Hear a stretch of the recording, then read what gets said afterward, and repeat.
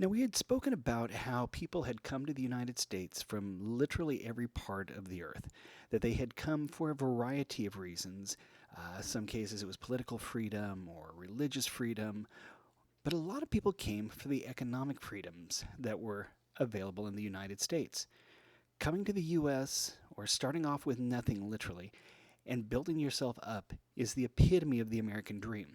I can give you the example of Andrew Carnegie. I mean, we talked about him previously. This is a guy who moved to the United States from Scotland, literally started off with nothing, and by the time he died, he was one of the richest men in the history of the United States. That is the dream a lot of people have. A lot of people have the hope that they will start with little or very meager means, and from there they'll be able to build themselves up. And a lot of people were coming from all over the world to the United States for those same economic opportunities. Now, when they arrived in the US, they tended to congregate in the cities for the most part. And this is going to pose some problems. This is going to cause some issues.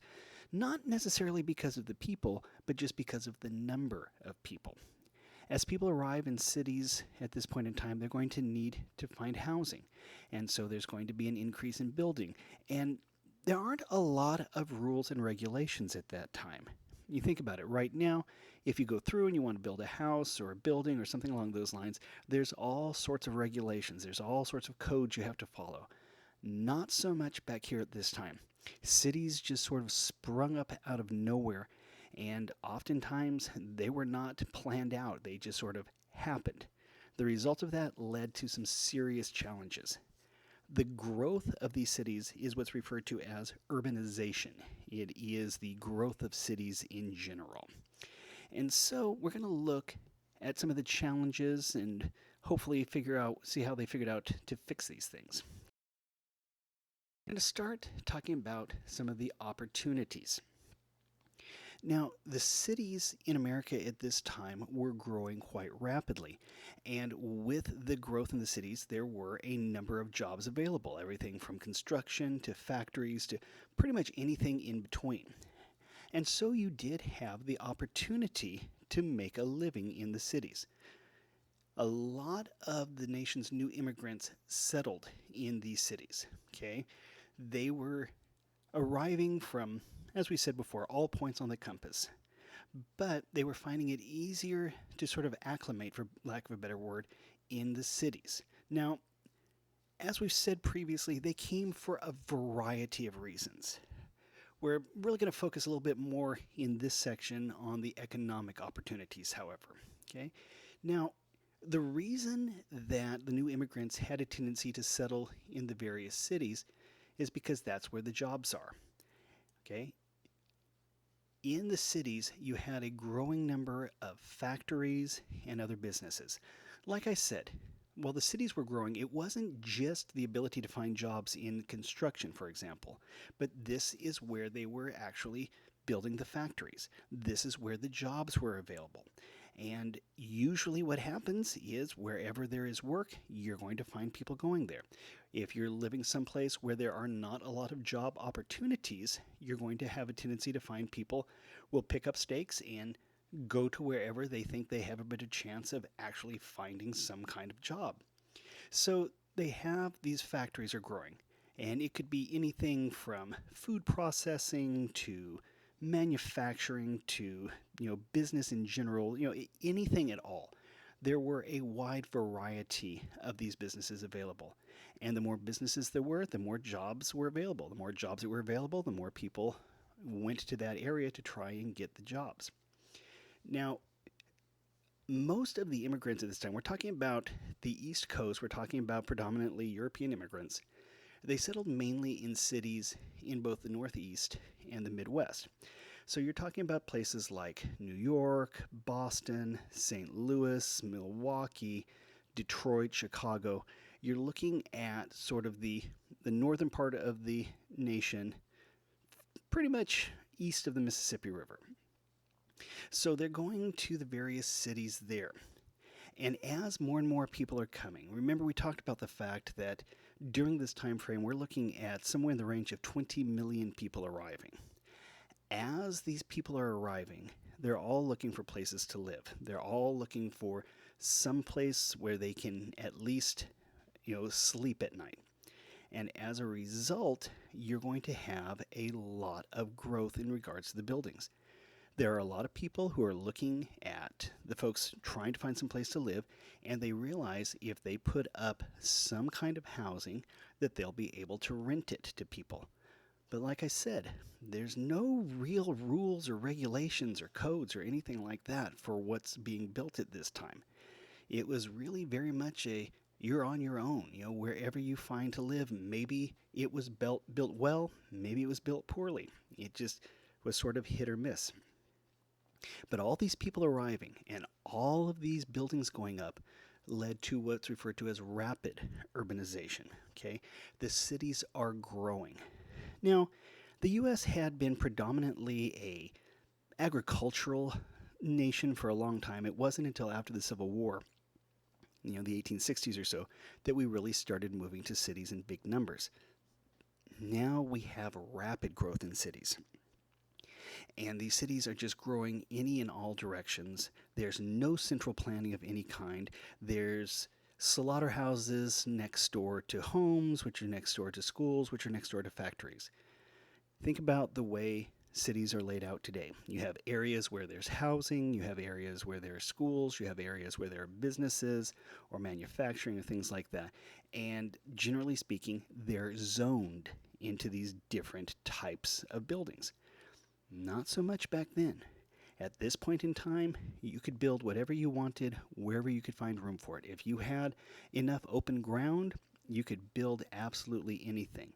And that's where you started to run into some problems, because you were ending up with people having, their homes and living conditions in areas that wasn't really a good idea to have homes. Like I said, you might have an apartment complex right next to a slaughterhouse, and you can think about all the joys of trying to deal with just aromas like that. Or even worse, if you were near what's referred to as a tallow plant. This is where they would boil the dead bodies of animals down to make glue and things like that. So they try and get the fat out of them that way. It was, to say the least, a challenge. By 1910, immigrants made up more than half the population of 18 major cities. Think in terms of New York and Chicago. Okay, these were two areas or two cities where a lot of immigrants tended to settle. New York, you had people from all over the world living throughout the city of New York. You could quite literally find individuals from pretty much anywhere on the planet in New York at that time. Chicago was not too far behind. And you can think about, as you have people arriving, and we talked about this previously, you're coming to a new world, literally, okay? It is most likely going to be a different language, a different culture.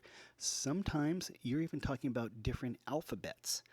You think about if you were moving to, say, New York from Russia. In Russia, they use the Cyrillic alphabet, so it wouldn't even be just the problem of trying to translate. You would have a totally different alphabet. The letters wouldn't even be close to one another. So as you have these immigrants coming from all over the world and they're arriving and moving into these various cities, you're going to find that they tended to seek one another out.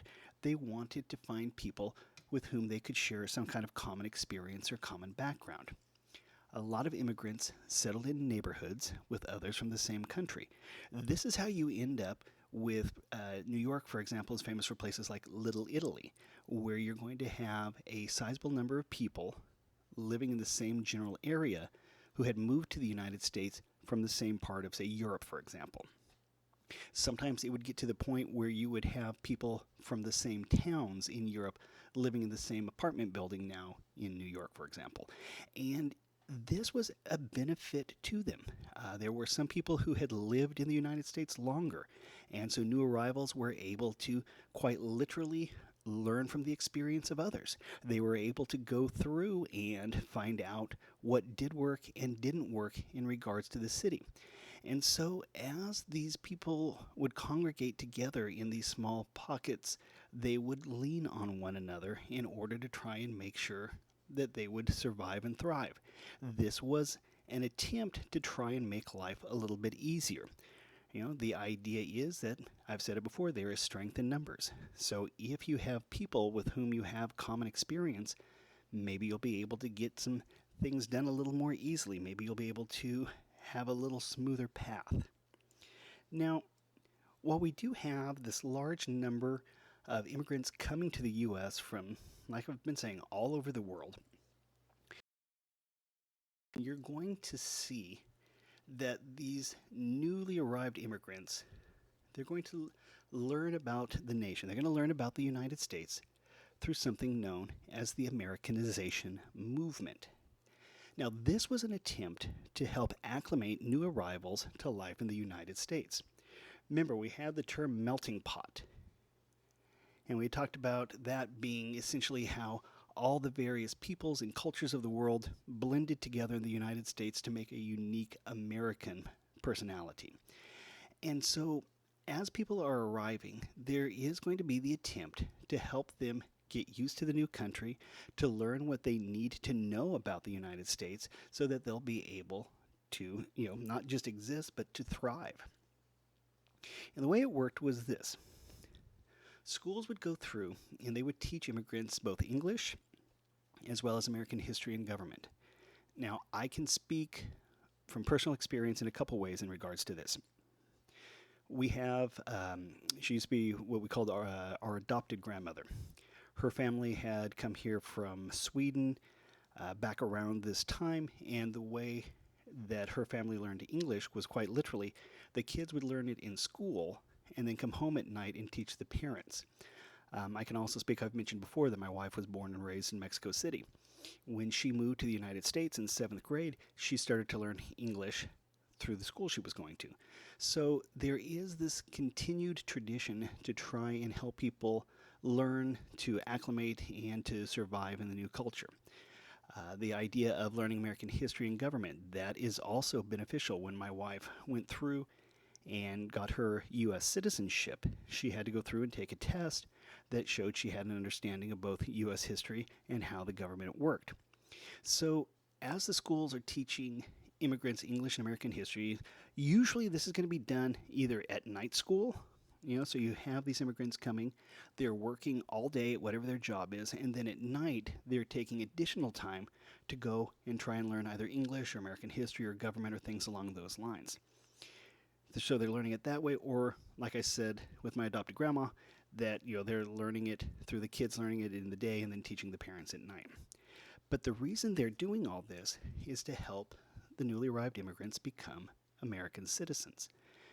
The point is to go through and help them get used to the new country in which they're living, to help them acclimate is the term I've been using, to get used to society here so that they could then become citizens, that they could then vote, and they could become part of the entire country. So it's the idea that they're going through trying to help these newcomers to the United States get a better footing. They're trying to help them to have a better life in their new adopted country. And they're going through and they're working on this fairly diligently. Some of this is being done by cities, by states. Some of it's being done by churches. Some of it's just being done, through basically charities and things like that to just try and help people, trying to get them acclimated to life. But it's not just the immigrants that are coming to cities. Now, remember we talked about the fact that you have all these various jobs there, that there are factories and things like that, and people follow the jobs. If there is no work where you're living, people have a tendency to pack up and head to wherever the work is. So immigrants were not the only people who decided to move to the cities. Remember, I talked about the fact that we had been a predominantly rural agricultural nation until after the Civil War. It was after the Civil War we started moving to the cities. And the reason we did so, you can look back at the last chapter we had. Remember all those inventions, all those time-saving devices, all those different things we can now use steel for and whatnot. They were a benefit in a number of respects, but they also caused a little bit of an issue in others. Farms, for example. We could now grow more food with fewer workers than ever before. And you think about it, for centuries, thousands of years, one of the biggest issues, one of the biggest problems facing humankind was producing enough food. Well, now we have the ability to produce more food than ever before. We're able to produce more food with fewer people. As such, we have surpluses, and this is becoming less and less an issue we had to be worried about. But because it doesn't take as many people to raise the same amount of food, that means that rural workers actually lost their jobs. It's the same thing that you hear about even today, automation costing people jobs. Um, I could point out, you take any store, Walmart or anything along those lines, where they have the automated checkout now, where you basically just go over, you scan your own stuff, you pay, and you leave. Well, they now have one person who can run, like, say, 6 cash registers at the same time, whereas before that would have taken 6 people. So yes, it does mean, for example, that one person can now do the work of 6. But that also means that 5 people are no longer needed to be hired for that. So with any kind of technological change like this, you have pluses and minuses. You have some benefits and you have some costs. Because of all the inventions that we had been creating and using more and more, we now had the ability to grow more food than ever with less effort. But it also meant that people were losing their jobs. And as a result, those unemployed farm workers moved to the cities trying to find some kind of work. They could no longer count on being able to earn enough money to take care of themselves and or their families, so they had to go to where the jobs were.